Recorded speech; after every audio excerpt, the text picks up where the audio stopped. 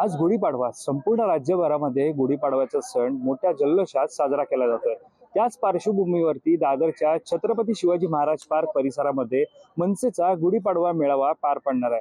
खरं तर मनसेचा गुढीपाडवा मेळावा म्हणजे राज ठाकरेंचं संभाषण, राज ठाकरेंचं भाषण, आक्रमक भाषण आणि राज ठाकरेंच्या बोलण्याची शैली ही खरं तर सर्वांनाच प्रभावी करते। मात्र या राज ठाकरेंचा एक कार्यकर्ता आपल्या सोबत आहेत आणि तो कार्यकर्ता जर तुम्ही पाहिलात तर निश्चितच राज ठाकरेंची क्रेज ही नेमकी कोणाकोणापर्यंत हे तुम्हाला कळेल। माझ्यासोबत हा मनसेचा कार्यकर्ता तुम्ही या ठिकाणी पाहू शकता।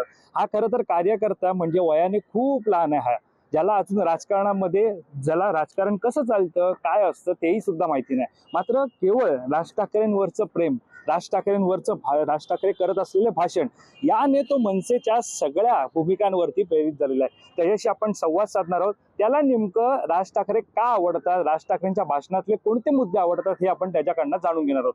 मला सांग, तुझं नाव काय? स्वराज महेंद्र म्हात्रे। तू राज ठाकरेंचा बिल्ला लावलाय छातीला, तुला राज ठाकरे आवडतात असं तू सांगतो, काय राज ठाकरेंना बघितल्यानंतर काय वाटतं तुला? बोल बोल। त्यांचे भाषण आवडतात, ते महाराष्ट्रासाठी काय काय करतात ते आवडतात।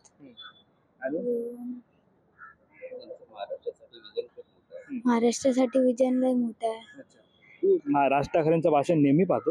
हा नेहमी पाहतो। हा म्हणजे मला सांग, राज ठाकरे भाषण करतात तेव्हा विविध असे मुद्दे मांडत असतात, असे पूर्ण असे कॉमेडी अशी भाषणं असतात त्यांची, त्याचे ते बोलत असतात, तर त्यांच्यातलं भाषणातलं नेमकं काय आवडतं तुला?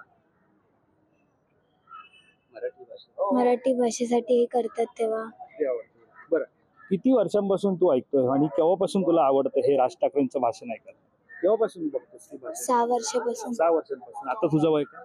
11। 11 वर्ष। म्हणजे तू मागच्या 5 वर्षांपासून राज ठाकरेंना ऐकतो, नेहमी ऐकतो, आणि आता तू खेळायला आवडत नाही, आता खेळणं सोडून राज ठाकरेंचं भाषण ऐकायला?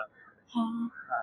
बरं, आता खरं तर त्या चिमुरड्याला बोलताना थोडंसं अडखळतं, मात्र त्याचे वडील आपल्यासोबत आहेत, त्यांच्याशी आपण संवाद साधणार आहोत। तुमचं नाव काय? मी महेंद्र बालाराम म्हात्रे। प्रथम आपलं महानगरच्या सर्व रसिकांना गुढीपाडव्याच्या आणि मराठी नवीन वर्षाच्या खूप खूप हार्दिक शुभेच्छा। खरं तर राजकारण म्हणजे सध्या डोक्याला झालेला त्रास असं सर्वांच्या तोंडी ऐकायला मिळतं। मात्र हा चिमुरडा तुमचा पुत्र ज्या प्रकारे आपण पाहतो की राज ठाकरेंवरचं प्रेम व्यक्त करतोय, राज ठाकरेंची भाषणं आवडतं असं सांगतोय, काय वाटतं एक मुलाकडे बघून राज ठाकरेंची भाषणं जेव्हा त्याला ऐकायला आवडतं काय वाटतं? नाही, राजसाहेबांकडे आमच्या खूप मोठं विजन आहे। खरं म्हणजे महाराष्ट्राच्या जनतेने त्यांना आतापर्यंत का नाकारला हाच मोठा प्रश्न आहे। कारण की असा नेता महाराष्ट्रात होणे नाही, कारण की प्रत्येक ठिकाणी मराठी भाषेसाठी असलेले त्यांची तळमळ पाहता खरंच म्हणजे जनतेने त्यांना केव्हा डोक्यावर उचलून घ्यायला हवं होतं। पण ठीक आहे, संधी आज ना उद्या आम्हाला नक्की भेटेल आणि त्याचा आम्ही नक्की सुरू करू। निश्चितच। ज्या प्रकारे आपण पाहतोय की त्याची आई सुद्धा आपल्यासोबत आहे, त्यांच्याशी आपण बातचीत करणार। तुमचं नाव काय? सुलभा महेंद्र म्हात्रे। काय वाटतं जेव्हा आपला मुलगा राज ठाकरेंबाबतचं प्रेम व्यक्त करतो? सो त्याला लहानपणापासूनच आवड आहे, जे बाबा करतात ते तोच त्यांच्या ह्याच्यावरती चालत आलाय। कोणत्या पण सभा असो, टीव्हीला असो, इकडे असो, त्यांच्यावर नेहमी जातो तो, त्याला खूप आवडतो। सध्या राजकारणाचा राज झालाय पूर्ण, राजकारण म्हणजे डोक्याला त्रास असंच नेहमी ऐकायला मिळतं। महिलांचं तर असं असतं काय राजकारण, कुठे ते राजकारण राहिलं, आणि अशा या सगळ्या वातावरणात आपला मुलगा राज ठाकरे बघतो, राजकारण बघतो, काय थोडंसं वाटतं का काय?